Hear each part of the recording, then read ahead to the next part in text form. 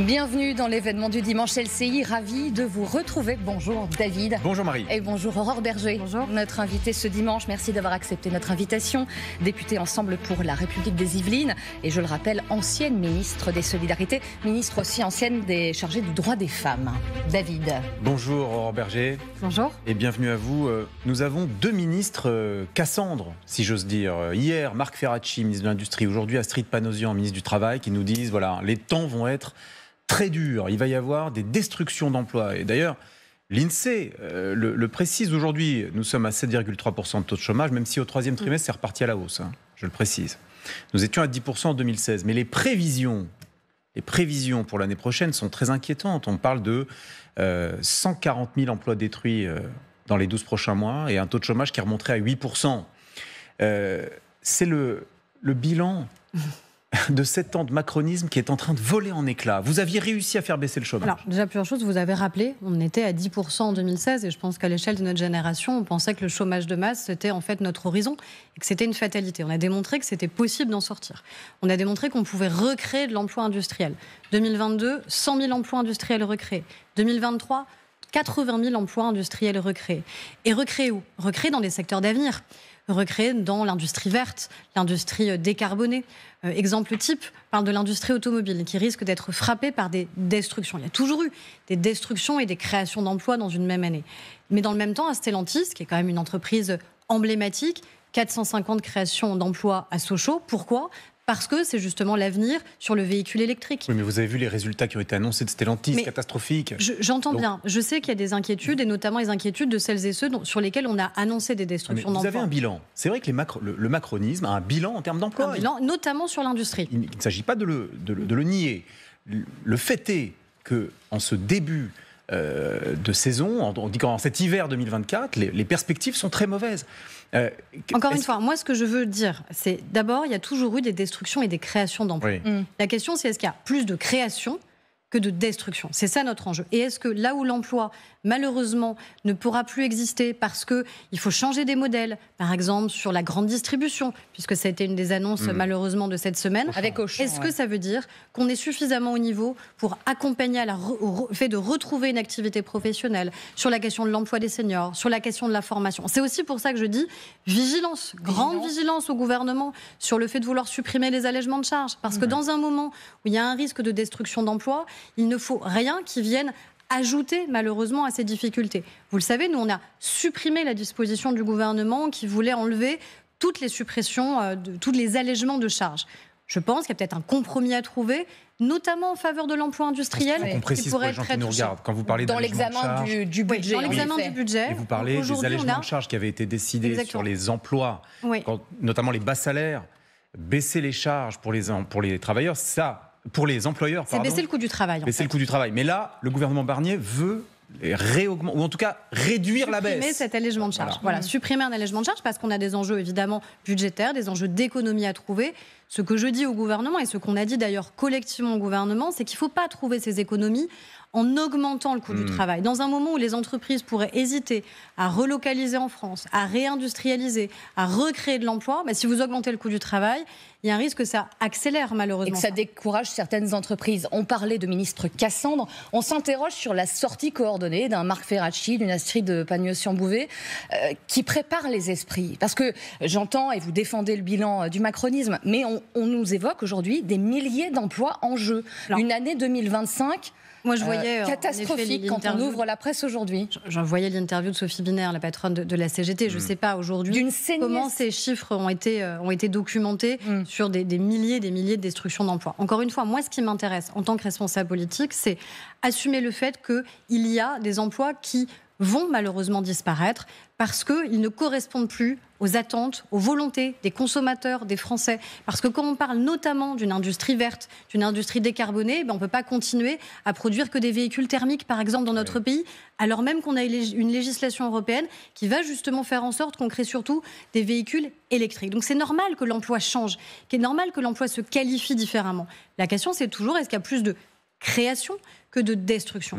Et c'est aussi un enjeu européen, parce que quand je vois des partis très populistes qui appellent systématiquement, là ne sont pas des Cassandres, mais appellent à casser notre outil qui est aussi un outil européen, eh bien on a besoin de ce réarmement évidemment. On reviendra longuement sur les conséquences de l'élection de Donald Trump. Et quand vous sabotez l'Union européenne, vous sabotez aussi l'avenir de l'économie en France et l'avenir de notre industrie en France. Vous évoquiez le budget que vous êtes en train d'examiner. Est-ce que justement ça ne risque pas d'aggraver finalement les choses en aggravant et en accentuant la pression fiscale sur certaines entreprises? Vous parliez des allègements de charges. Mais force est de constater qu'il y a toute une série d'autres mesures qui pourraient impacter les entreprises là aussi et leur santé économique. Vous savez ma position. Moi, j'ai systématiquement déposé ce qu'on appelle des amendements, des propositions pour qu'il n'y ait pas d'augmentation d'impôts. Je crois que la réussite qui a été la nôtre en matière économique, c'est aussi une réussite parce qu'il y a eu cette stabilité fiscale, parce que les entreprises se sont dit on peut avoir une vue sur le moyen, sur le long terme. On sait qu'avec ce président de la République, avec ce gouvernement, on ne va pas du jour au lendemain changer les règles du jeu, augmenter les impôts, augmenter la fiscalité, augmenter le coût du travail. C'est pour ça que oui, il faut être raisonnable budgétairement, responsable budgétairement, réaliser des économies avant d'augmenter le coût du travail ou d'augmenter les impôts. Vous n'avez pas été entendu là-dessus, Michel Barnier. C'est pas fini. L'examen budgétaire, il n'est pas fini. Bon. Et je pense qu'encore une fois, vu un certain nombre d'annonces, y compris d'annonces difficiles qui sont en train d'être faites, je pense qu'il est le premier à vouloir être à l'écoute, et à l'écoute notamment des parlementaires du socle commun, parce que sans nous, il n'y aura pas de budget qui pourra être adopté. Donc ça veut dire que c'est un partenariat qu'on doit avoir, exigeant avec le gouvernement sur ces questions. Ce que vous venez de dire, Aurore Bergé, c'est votre vœu pieux ou bien vous avez des informations, vous avez des échanges avec les membres du gouvernement qui vous disent on va peut-être pouvoir vous écouter. On a des échanges avec le Premier ministre, on a des échanges avec le ministre du Budget, Laurent Saint-Martin. Je pense que notamment sur la question des allègements de charges, ils sont plutôt très à l'écoute et qu'ils ont envie qu'on puisse progresser, qu'on puisse évoluer. Ça s'est vu dans les discussions budgétaires qu'on a eues. Soyons précis. On verra de manière définitive, mais entre supprimer tous les allègements de charges qui existent aujourd'hui et trouver un compromis pour protéger l'emploi sur les bas salaires et sur l'emploi industriel, je crois qu'on peut trouver ce compromis-là qui protégera l'emploi, qui protégera notre tissu économique et industriel. En tout cas, nous l'avons dit, si on veut à la fin pouvoir adopter un budget, eh bien, pour les députés Ensemble pour la République, pour les députés Socle commun, ça passe aussi par le fait de nous entendre, de nous respecter, notamment sur la question du coût du travail. Vous n'aurez pas à l'adopter, puisqu'il sera adopté par à la fin, il y a quand même un vote. Il y a un vote, ce qu'on appelle en commission mixte paritaire. Il y a, en tout cas, ils ne peuvent pas faire sans nous. Vous espériez que les lignes bougent, en tout cas. Donc les lignes vont bouger. Et que ça évolue. C'est les informations que vous avez, en tout cas les échanges que vous avez avec le gouvernement. Aurore Bergé, dans votre circonscription ou ailleurs d'ailleurs, vous discutez souvent, je le sais, avec des chefs d'entreprise. Bien sûr. Vous avez ce contact avec ceux qui, au fond, créent l'emploi. Je ne crois pas que l'emploi existe ailleurs que que ne puisse être créé par d'autres que par ceux qui entreprennent. Il y a une chose qu'ils détestent, vous le savez, c'est l'incertitude. L'incertitude, l'instabilité. Est-ce que le président de la République, quand il a décidé de dissoudre l'Assemblée nationale, n'a pas activé un levier d'incertitude tel qu'il puisse expliquer aussi ce qui est en train de se passer sur le front de l'emploi ? Je pense que ce n'est pas lié aux décisions ni d'Auchan ni de Michelin. Ce sont des décisions, à mon avis, qui sont des décisions d'opportunités industrielles qui sont liées. Après, les perspectives globales à chaque fois qu'il y a une élection, ça crée de l'incertitude et ça a des conséquences, on le sait, en matière de consommation même courante des Français. Ils font des courses différemment, et les achats immobiliers ralentissent, on le voit bien. Donc ça, c'est certain, on ne peut pas dire autre chose. D'un point de vue économique, chaque élection crée une incertitude, crée une angoisse parfois des Français. Et c'est vrai que cette élection-là, on a eu un niveau d'angoisse que moi, je n'avais jamais connu dans le pays. On n'a pas eu de gouvernement pendant 2 mois. Déjà, il y a eu le temps de la campagne. J'ai jamais vu des Français aussi angoissés que pendant la campagne que nous avons eue juste après la dissolution. Qui a entraîné aussi une gel des décisions dans beaucoup d'entreprises. Et après, oui, nous, on a eu cette logique d'un gouvernement qui est resté un gouvernement démissionnaire longtemps. Mais pourquoi ? Pourquoi le président de la République ne s'est pas précipité à former un nouveau gouvernement et à choisir un nouveau Premier ministre ? Justement pour cet enjeu, qui est un enjeu de stabilité économique et fiscale. Parce que si ça n'avait pas été Michel Barnier, il aurait fallu quoi ? Accéder à la demande du nouveau Front populaire, c'est-à-dire ce qu'on voit à l'Assemblée, une folie fiscale, un matraquage fiscal. Donc je crois que le président a eu raison d'attendre pour faire en sorte qu'à un moment, on n'ait pas cette folie fiscale qui se mette en place dans notre pays. Et vraiment, quand je vois les députés de la France Insoumise qui se félicitent chaque jour d'une nouvelle taxe qui a été votée, c'est un jour une taxe. C'est pas comme ça qu'on dirige le pays, c'est pas sérieux, c'est pas crédible. Et je crois qu'on a eu raison, et que le président a eu raison, encore une fois, de ne pas se précipiter vers le nouveau Front populaire. Il aurait pu ne pas dissoudre, Aurore Bergé. C'est un choix politique qu'il a fait. C'est sûr que la dissolution, c'est pas un choix. Enfin, le président de la République, c'est quelqu'un qui est réfléchi. Il n'a pas pris cette décision de manière éruptive. Je pense que c'est un choix en conscience qui était de dire est-ce qu'il n'y a pas un trop grand... ce choix éruptif? Je sais bien, mais moi je pense que pour les discussions aussi que j'ai pu avoir avec lui, qu'à un moment, la question qui s'est posée, c'est est-ce qu'il n'y a pas un trop grand décalage entre la représentation politique qu'on avait en 2024, le résultat des élections européennes. Et est-ce qu'il ne fallait pas tout simplement à un moment donner la parole aux Français et leur dire est-ce qu'à un moment vous souhaitez qu'on continue sur cet axe de politique? Est-ce que vous souhaitez qu'on change radicalement? Est-ce que vous souhaitez que l'extrême droite arrive au pouvoir ou non dans ce pays? Et les Français ont voté librement et massivement. Dans un peuple qu'on disait soi-disant dépolitisé, qui n'espérait plus vraiment envers la vie politique, ils se sont mobilisés comme jamais sur des élections législatives. Aurore Bergé, dans ce contexte et ces perspectives relativement sombres, vous évoquiez la leader de la CGT, Sophie Binet, qui a des mots très forts dans la tribune dimanche, parle d'une violente saignée industrielle, et elle fait cette proposition, elle a même cette exigence-là. Nous exigeons, dit-elle, un moratoire sur les licenciements. Il faut geler ces licenciements, exiger une pause. Qu'en dites-vous? Est-ce que d'abord c'est possible? Je pense que faut être clair. Mais c'est sûr que si vous allez, l'État n'a pas si vous allez à Cholet et si vous allez à Vannes et que vous dites ça à des salariés qui risquent de perdre leur emploi, c'est sûr qu'évidemment c'est séduisant. Mais c'est tout sauf réaliste et c'est surtout très populiste. Ça n'est pas comme ça qu'on peut créer ou pas de l'emploi. Encore une fois, en prononçant ces mots, elle est populiste aujourd'hui, Sophie. Oui, je pense, parce que, encore une fois, je pense que c'est une petite musique qui est séduisante pour des gens qui sont extrêmement angoissés. Aujourd'hui, vous avez des familles qui vivent dans l'angoisse de ces destructions d'emplois, de se dire est-ce que dans mon territoire, est-ce qu'avec mon âge, est-ce qu'avec mon parcours professionnel, je vais arriver à retrouver un emploi, ou est-ce que mon horizon, ça va être d'être au chômage parce que j'ai 55 ans, 56 ans, 57 ans et que j'ai toujours travaillé dans la même usine.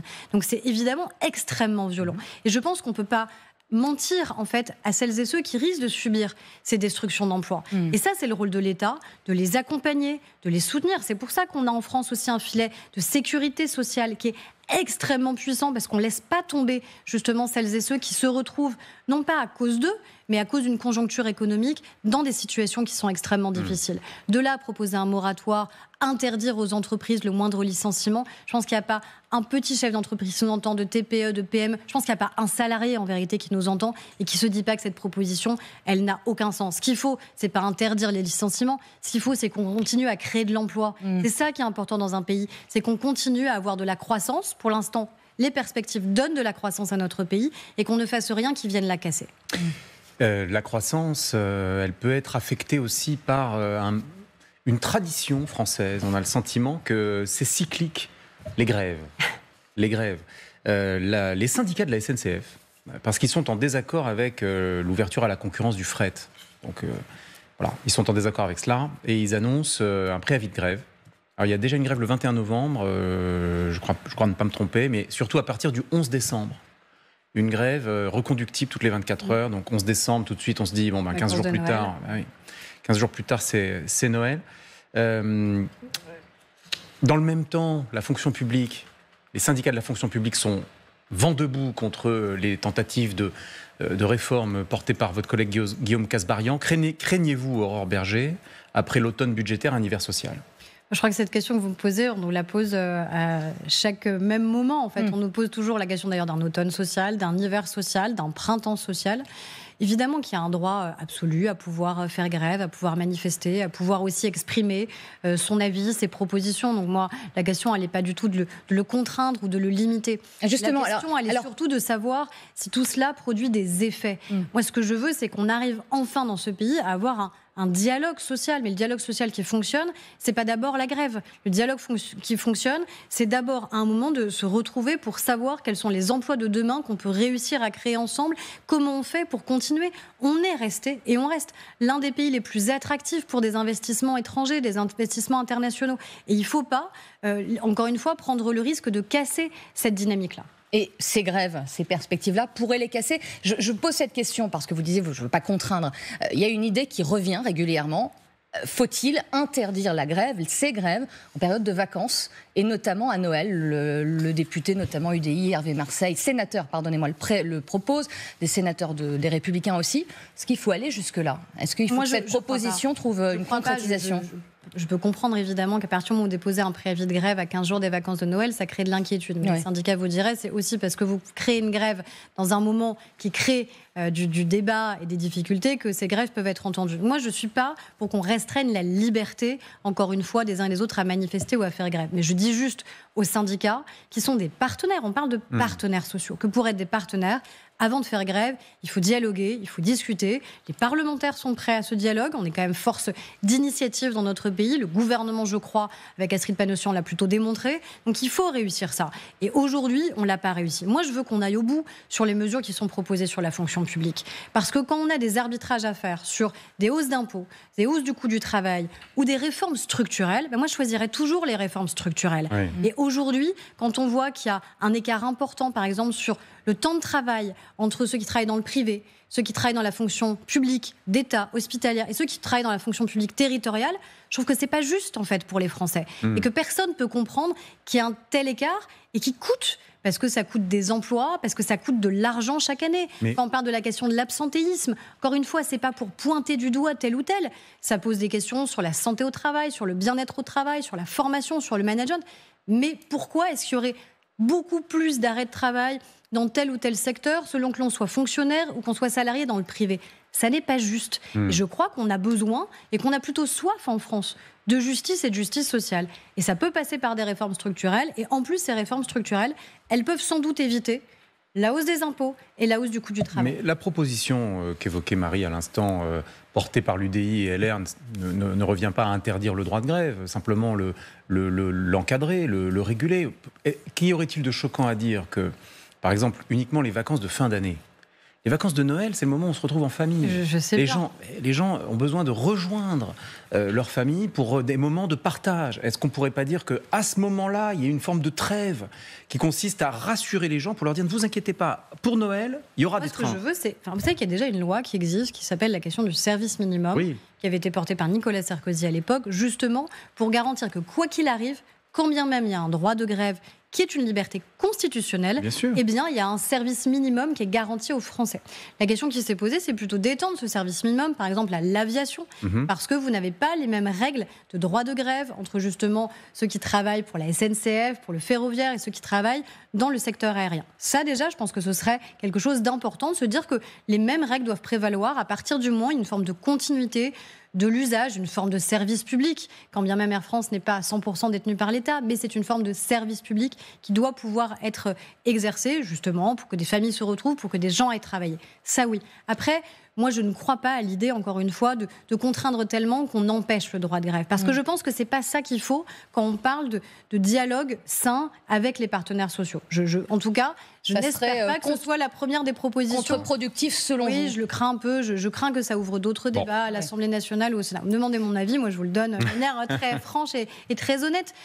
Mais je crois surtout que la responsabilité première des syndicats n'est pas d'appeler à la grève, mais plutôt d'appeler à un vrai dialogue très exigeant. On peut se dire des choses et se combattre même sur un certain nombre de points de vue, mais que la grève devrait être toujours l'ultime recours. Dans notre pays, le problème, c'est que la grève n'est pas l'ultime recours, elle est le premier recours.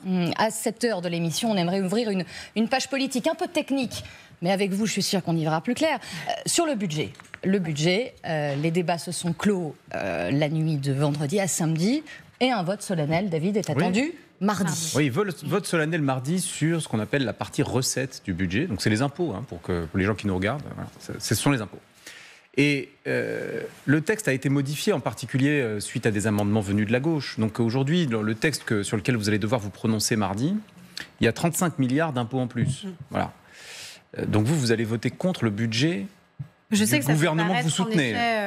Un peu confus. Le budget, il est examiné en deux parties. D'abord, on examine les recettes, ce qui rapporte à l'État, et puis ensuite on examine les dépenses, la manière avec laquelle on va pouvoir dépenser l'argent des Français et l'argent de l'État. Donc là, d'abord, on examine les recettes.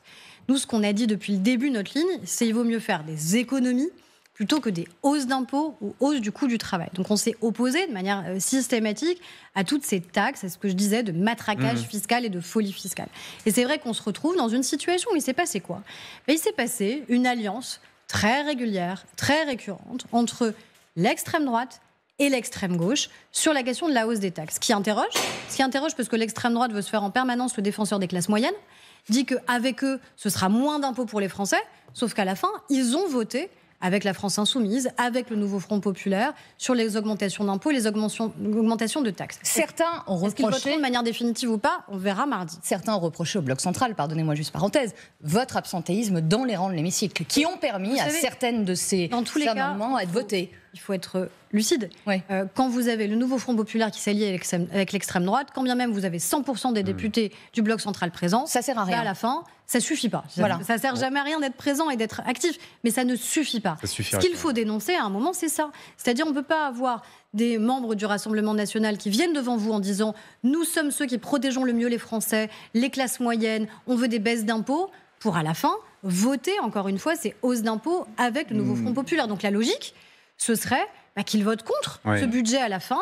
Et puis, autre chose sur laquelle ils sont entendus, qui est pour moi extrêmement inquiétant, sur une forme de dérive aussi de la gauche, c'est la baisse massive de notre contribution à l'Union européenne. Vous êtes sûr Encore une fois, on a besoin d'avoir une Union européenne forte par rapport à tous les défis qu'on évoquait, économiques et industriels. C'est pas en baissant le niveau d'exigence auprès de l'Union européenne qu'on pourra y arriver. Est-ce que vous êtes sereine sur le fait que cette partie recette sera rejetée mardi ? Je ne sais pas vous dire. Le Premier ministre ne serait-il pas plus sûr que le Premier ministre déclenche le 49.3 avant mardi, avant le vote ? Ça, c'est lui qui va en décider. Oui, mais c'est la décision souveraine. Ce qui s'est passé, c'est que vous le savez, il faut qu'il y ait un vote, un accord en Conseil des ministres pour savoir si le gouvernement a le droit. Ça, c'est fait. Ça, c'est bon. C'est fait. C'est bon. Donc maintenant, ce sera la décision souveraine du Premier ministre. Oui, ça, Moi, effectivement, mais vous... d'expérience, je dis juste qu'il ne faut jamais se fier à ce que nous dit le Rassemblement national sur un vote, parce qu'on les a vus, de manière très régulière, changer d'avis en cours d'examen, en cours de débat. Je précise pour ceux qui nous regardent, pour ceux qui nous regardent, il suffirait que le Rassemblement national s'abstienne pour que la partie recette du budget soit adoptée mardi, Aurore Berger. Donc, pour vous, il serait plus sûr de déclencher le 49.3 ? Moi, en tout cas, ce que je pense, c'est qu'à partir du moment où vous êtes structurellement minoritaire, parce que c'est ça la situation dans laquelle on est et qui crée sans doute beaucoup de confusion pour ceux qui nous regardent, c'est-à-dire qu'on a un gouvernement qui a été formé, qui est soutenu par la coalition la plus large possible à l'Assemblée nationale, Bloc central et les LR, mais qui n'est pas majoritaire à l'Assemblée nationale. Donc ça veut dire qu'à ce moment-là, oui, je pense qu'il ne faut pas avoir peur de monter à la tribune et d'exercer le droit souverain du gouvernement qui est un 43. C'est toujours une décision. Et ce qu'a fait Elisabeth Borne sous mais vous voyez bien que la précédente législature. Beaucoup aujourd'hui le lui reprochent, beaucoup de Français le lui ont reproché. Mais je pense qu'il faut faire cet effort, un moment d'explication, qui est de dire que quand vous n'êtes pas majoritaire et que vous avez besoin d'un budget, et d'un budget cohérent pour les Français, qui ne contient pas 35 milliards, encore une fois, de hausse d'impôts et de taxes, parfois vous n'avez pas d'autre choix. Mais vous avez discuté avec le Premier ministre Michel Barnier, sans faire de la psychologie. Est-ce que vous sentez un Premier ministre qui, finalement, ne pas déclencher ce 49.3, c'est aussi la preuve que le dialogue est possible, qu'il sera allé jusqu'au bout et une arme politique? Je crois qu'il faut toujours aller jusqu'au bout du dialogue, et c'est ce qui a été fait de toute façon, puisqu'on est allé au bout de l'examen du texte. La question, c'est est-ce qu'on prend le risque que le texte soit adopté avec 35 milliards de taxes et d'impôts supplémentaires ou est-ce qu'on espère un vote qui sera favorable? Ça, c'est au gouvernement maintenant. Mais il vous entend. Il vous entend. Ça, on verra. Mais en tout cas, c'est au gouvernement d'en décider. À la fin, vous le savez, quand bien même ce sera adopté, ça n'est qu'adopté à l'Assemblée nationale. Ensuite, la copie, elle part au Sénat. Ensuite, il faut que les deux chambres, Assemblée et Sénat, discutent. Donc bref, tout ne se finira pas mardi, quoi qu'il arrive, 49.3 ou pas. Avec vous, à cette heure, une image, une séquence que nous souhaiterions vous remontrer. Vous avez sans doute vu ces images. C'était jeudi soir, en marge d'un match à Amsterdam. Regardez.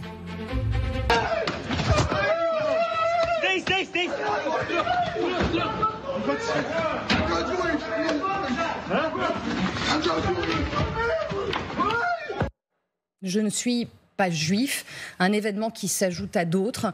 Yaël Braun-Pivet, la présidente de l'Assemblée nationale, chahutée dans une université à Lyon 3 avec des tags antisémites inscrits sur certains murs. Une convention aussi de l'Union pour les juifs, des étudiants juifs, pardonnez-moi, à Toulouse, à l'occasion de ses 80 ans, pris pour cible par des comités pro-palestiniens. D'abord, vous demandez, en tant qu'ancienne responsable du gouvernement, avez-vous déjà vu un tel climat nauséabond aujourd'hui, quand on voit la succession de faits? Ce climat, malheureusement, on le connaît depuis le 7 octobre. On a vu une accélération, une amplification de l'antisémitisme depuis le 7 octobre, avec un antisionisme qui se confond de manière évidente avec l'antisémitisme des Français. Et là, ce n'était pas que des Français, des personnes, des citoyens pris pour cible parce qu'ils seraient juifs. Et donc, comme ils seraient juifs, ils seraient co-responsables de la situation à Gaza, oubliant d'ailleurs de manière évidente que le déclenchement de ce qui se passe au Proche-Orient, c'est d'abord des attaques terroristes de la part du Hamas le 7 octobre dernier. Les images à Amsterdam, elles sont bouleversantes, en fait. Ça paraît sidérant, en fait. Ça paraît sidérant. Il faut voir et revoir ces images pour réaliser qu'au cœur d'une des plus grandes démocraties européennes, on a des personnes qui sont prises pour cible parce qu'elles seraient juives, qui doivent s'en défendre, qui doivent crier « je ne suis pas juif, je ne suis pas juif » pour espérer ne pas être molestées. Ce sont des gens qui ont été tabassés, qui ont été lynchés, qui ont été jetés à l'eau.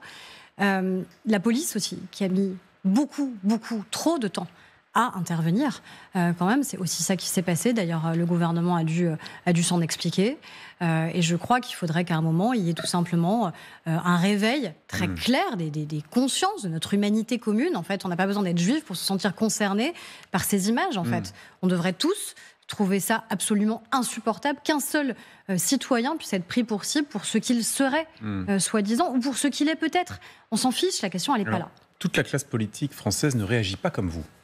Vous connaissez Marie Messmer, c'est une députée, c'est une collègue députée, la France Insoumise, Ille-et-Vilaine. Et Marie Messmer a réagi sur Twitter. Enfin, elle a répondu à Fabien Roussel. Fabien Roussel, le secrétaire national du Parti communiste, qui s'émeuvait, un peu comme vous, au fond, sur le même thème, de ce qui s'était passé à Amsterdam. Et elle lui a répondu, ces gens-là n'ont pas été lynchés parce qu'ils étaient juifs, mais bien parce qu'ils étaient racistes et qu'ils soutenaient un génocide.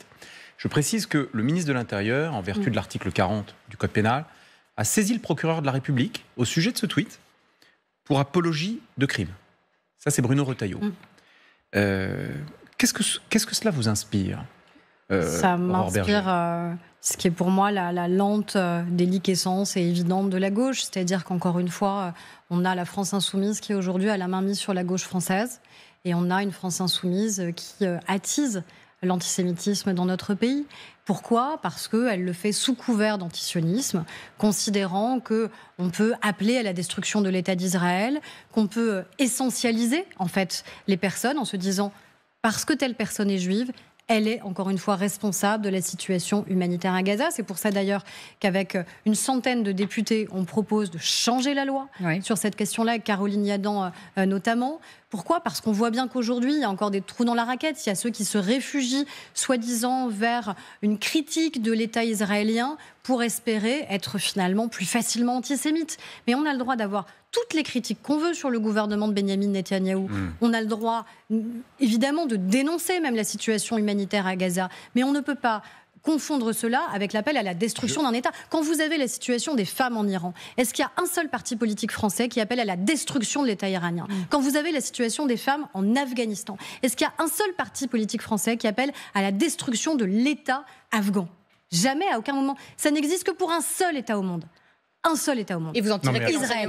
Donc, à un moment, il faut bien être... Non, mais... LFI n'a jamais appelé à la destruction de l'État d'Israël. Non, mais il a délégitimé l'existence même de l'État d'Israël à plusieurs reprises. Il a nié le fait que l'État d'Israël ait le droit de se défendre. Il soutient régulièrement des manifestations ou des mobilisations. Regardez ce qui s'est passé au PSG, par exemple, avec la solution à deux États. La ligne de LFI correspond à celle de la France. Mais quand vous avez le slogan, quand vous avez le fameux slogan rappelé par Rima Hassan, qui est une députée de la France Insoumise, From the river to the sea, ça veut dire qu'il n'y a plus Israël sur la carte.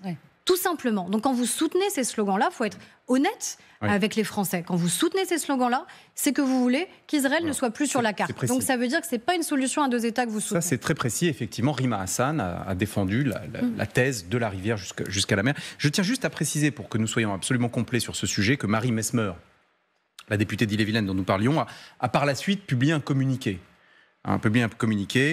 Disant « Le harcèlement et la diffamation, aussi violents soient-ils, n'entameront jamais mon engagement contre le racisme et l'antisémitisme. » Voilà, vous voyez... C'est un peu facile, non ? Je ne sais pas, c'est un peu facile de ensuite avoir un communiqué de presse, j'imagine, rédigé par les instances de la France Insoumise et par leurs avocats pour espérer se prémunir contre des attaques.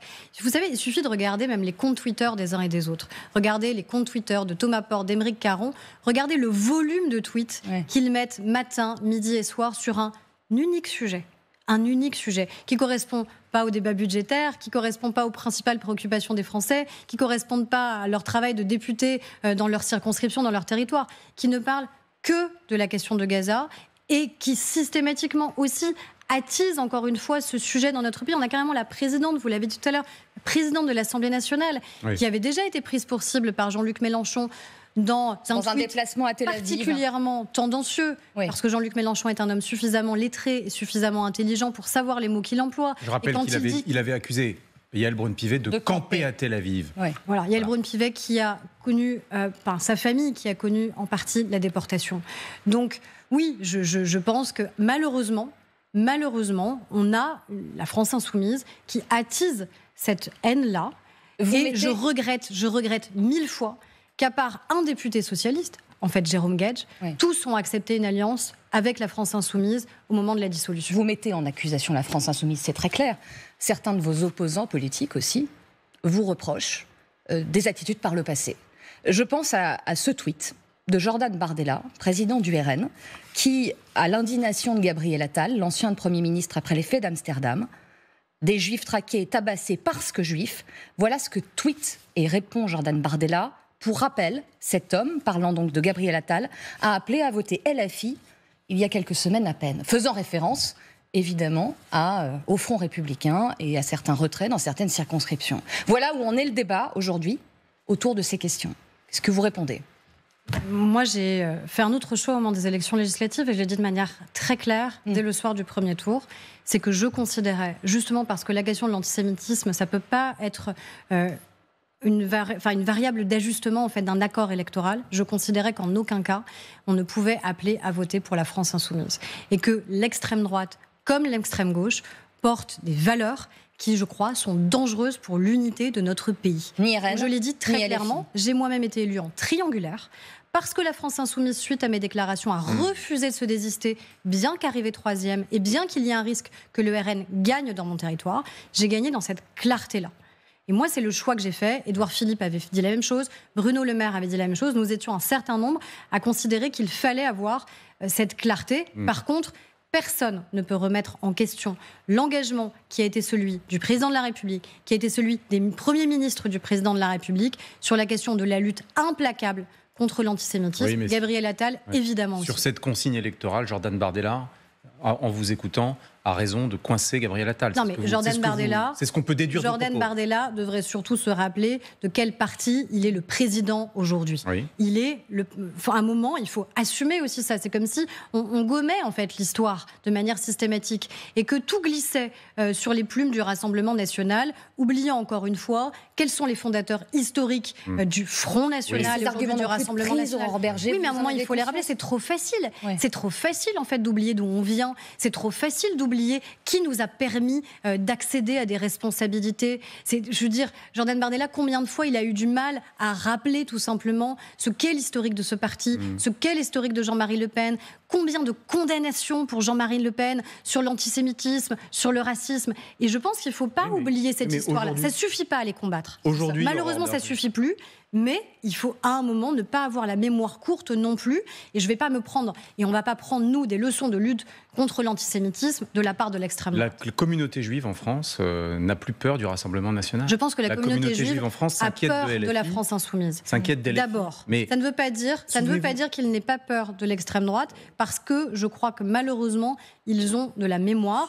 Regardez ce que dit Jonathan Arfi, qui est le président du CRIF, qui refuse d'ailleurs d'inviter l'extrême droite à sa table, considérant qu'encore une fois, au nom justement de cette exigence, de cette mémoire qu'on doit avoir, ils n'ont pas à pouvoir être autour de la table. Mais vous avez un Serge Klarsfeld qui dit aujourd'hui que oui, le RN est un bouclier pour les Juifs de France. Je crois que malheureusement, encore une fois, l'attitude tellement outrancière, tellement violente, tellement insupportable de la France insoumise fait que beaucoup de nos compatriotes juifs ont peur, et ont peur de l'accession au pouvoir de l'extrême gauche. Et que parfois, face au risque de l'extrême gauche, ils se sont dit que l'extrême droite pouvait être un rempart.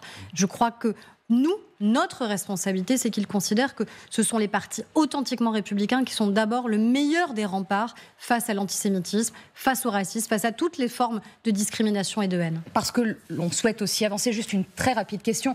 Ce match France-Israël va se tenir le 14 novembre. Le ministre de l'Intérieur a dit pas de délocalisation, ce sera au Stade de France. Juste à quel prix ? Ce sont des dizaines de CRS qui sont mobilisés, des policiers en nombre. Franchement, voilà, c'est aussi être l'otage de cela. Oui, non, mais ça veut dire quoi ? Ça veut dire qu'on doit céder ? Ça veut dire qu'on devrait céder et délocaliser ce match ? Non. On devrait dire que la France n'est pas en capacité d'accueillir un match parce qu'Israël y participe. Mais vous imaginez ce que ça dirait de la France, que ça dirait de notre attachement à la défense des valeurs républicaines ? Ce qui est sidérant et qui devrait sidérer chaque Français qui nous entend, c'est qu'on ait besoin d'en arriver là. C'est qu'on ait besoin de se poser la question de savoir si on a le droit d'accueillir un match de foot ou pas dans notre pays. Qu'on ait besoin d'avoir autant de mobilisation des forces de l'ordre juste pour accueillir des joueurs de foot. Ça, c'est un problème, en fait. Et c'est ça qui devrait nous révolter.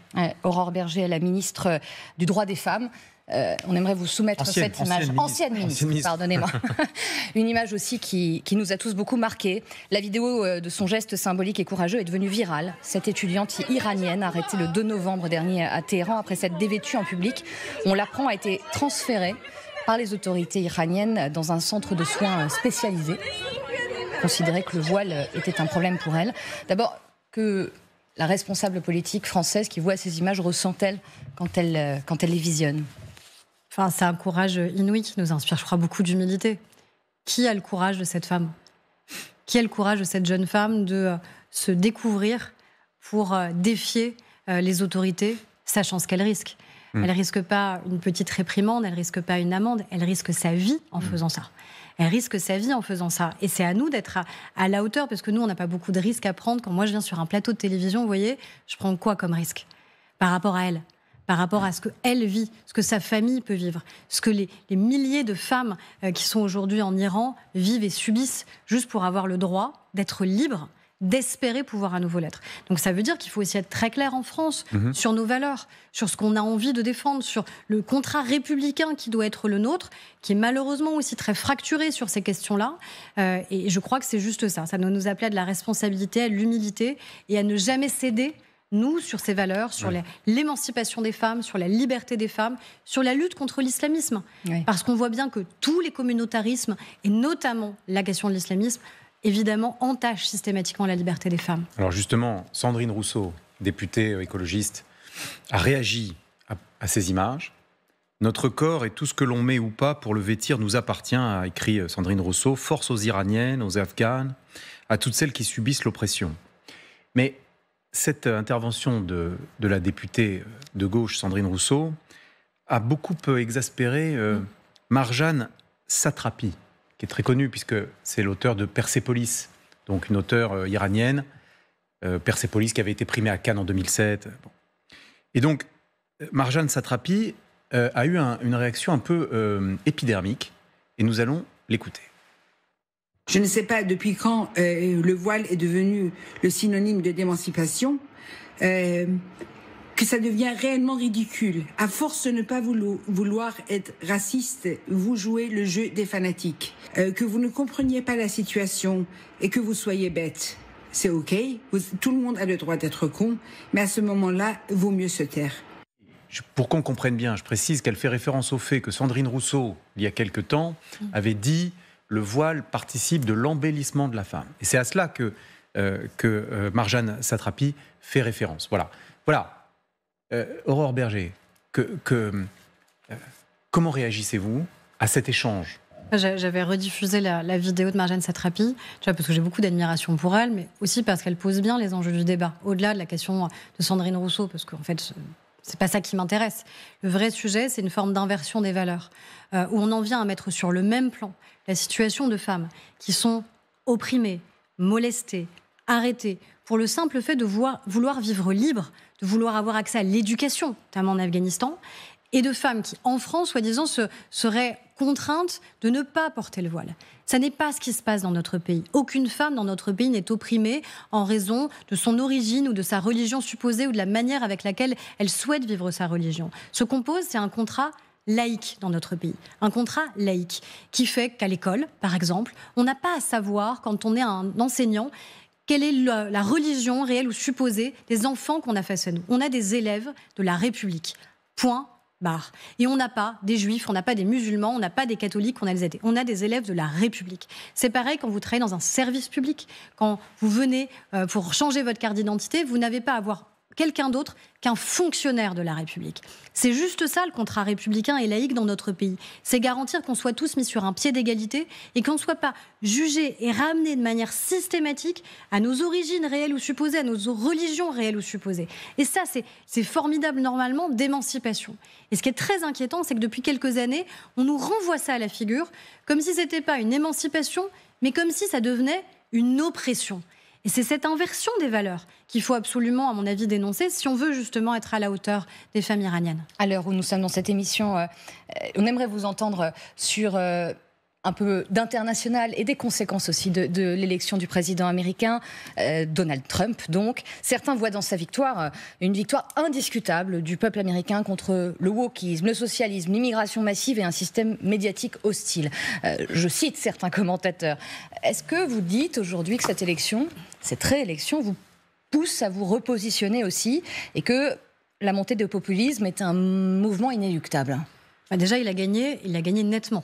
C'est ça qu'il faut assumer. On a su cette nuit qu'il avait gagné dans l'ensemble des États, l'Arizona en plus, clés de bascule. Ce qui est intéressant aussi, c'est de voir qu'on a des États, parce qu'il y a beaucoup de votes en fait le même jour aux États-Unis, où il y avait des référendums, notamment sur la question de l'accès à l'avortement.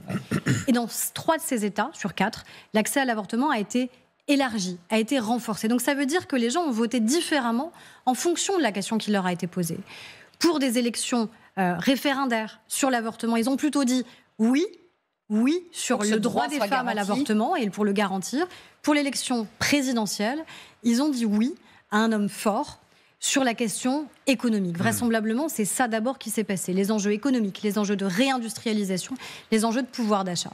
Et ensuite, je pense que je ne suis pas en effet la seule à le dire et le penser, c'est qu'il y a eu 2 campagnes extrêmement différentes, évidemment, mais beaucoup d'analyses.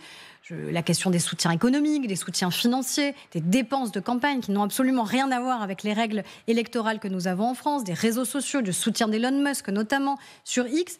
Mais il y a aussi, je crois, l'échec dans le camp démocrate d'avoir voulu compartimenter, d'avoir voulu s'adresser à chacune des communautés.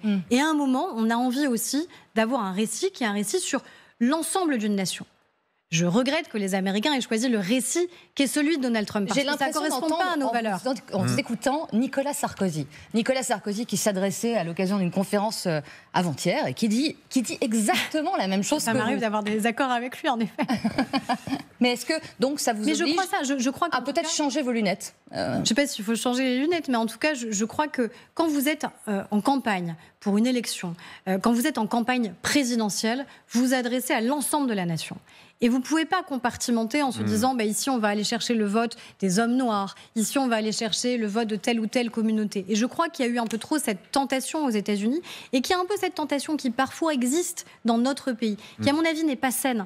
Et ça ne veut pas dire qu'on ne soit pas capable d'avoir un récit positif pour la nation, démocrate au sens large du terme, républicain ici chez nous. Mais je crois que c'est peut-être ça aussi qui a perdu une partie de la campagne de Kamala Harris, qui fait qu'elle a commencé aussi très tard. Enfin, il y a tellement de facteurs explicatifs. Mais en tout cas, ce qui pour moi était le plus intéressant, c'est de voir cette décorrélation entre des référendums qui, heureusement, ont permis de mieux protéger l'accès à l'avortement aux États-Unis. Et moi, ce qui m'inquiète, c'est surtout les conséquences. Les conséquences du fait que Trump ait été réélu de manière aussi nette, aussi large, les conséquences en termes de valeurs. Encore une fois, si moi, j'avais fait partie de ceux qui avaient voulu constitutionnaliser l'accès à l'IVG en France, c'est justement parce que Trump, par son entreprise, par la manière avec laquelle il a changé les juges à la Cour suprême, a permis de mettre à mal ce droit fondamental aux États-Unis. La question économique, la question de nos exportations, est-ce qu'il va vouloir remettre des droits de douane serait très défavorable aux entreprises françaises et européennes. Mais ne percevez-vous pas un mouvement puissant, mondial, en réaction la victoire de Donald Trump? Vous avez en Europe, il y a la Hongrie, l'Italie, la Slovaquie. L'extrême droite gouverne ou soutient des gouvernements dans de nombreux pays européens, en Finlande, en Suède aussi. Je voyais encore dans un sondage ce matin que la personnalité préférée des Français pour accéder au poste de président de la République, aujourd'hui, était Marine Le Pen. Un sondage Ipsos, dans la Tribune. Ne voyez-vous pas une sorte de lame de fond ? Ce qui est certain, c'est qu'il n'y a pas un microclimat qui protégerait par principe les Français et notre pays. Et je pense que pendant longtemps, on s'est dit, comme nous sommes la France, ça ne peut pas arriver en France. Et c'est pas parce que nous sommes la France que ça ne peut pas nous arriver. Et ça veut dire que, à la fin, ce qui vous protège le mieux face à l'arrivée des populistes, c'est d'être très au clair, justement, sur les valeurs que vous voulez défendre, sur la lutte contre l'islamisme, sur la République, sur la laïcité, et d'avoir des résultats sur les enjeux économiques et industriels, qui étaient les premières questions que vous m'avez posées. C'est là-dessus que vous êtes jugé. Est-ce que, oui ou non, vous inscrivez notre pays dans une dynamique, dans un récit qui est conforme aux valeurs qui sont les nôtres, là où certains veulent aujourd'hui les entailler, les attaquer, la République, la démocratie, la laïcité. Et est-ce que vous, au pouvoir, vous obtenez des résultats ? Il faut un candidat. Parce que eux, l'avantage, c'est qu'ils n'ont jamais exercé le pouvoir. Oui. Donc ça leur donne en fait un avantage considérable sur nous tous, qui est de dire, vous ne nous avez jamais essayé. Prenez le risque, allez-y, ça ne peut pas être pire. Si, en fait. Et on voit bien d'ailleurs que dans un certain nombre d'États qui ont promis, regardez l'Italie, à quel point elle a changé de pied, notamment sur la question migratoire. Au final, elle a régularisé 450 000 personnes qui étaient en situation irrégulière. Je ne crois pas que c'était le contrat initial qu'elle avait promis aux Italiens.